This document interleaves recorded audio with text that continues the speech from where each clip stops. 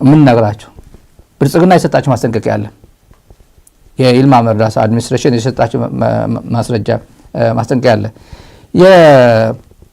አንደኛ ኤርፎርስ ይሄን ሁላ እንደዚህ ያለኝ እኮ ባለፈው ፓርላማ ላይ ሲመጣ ሰው ምንድን ያለው ሰምታችኋል?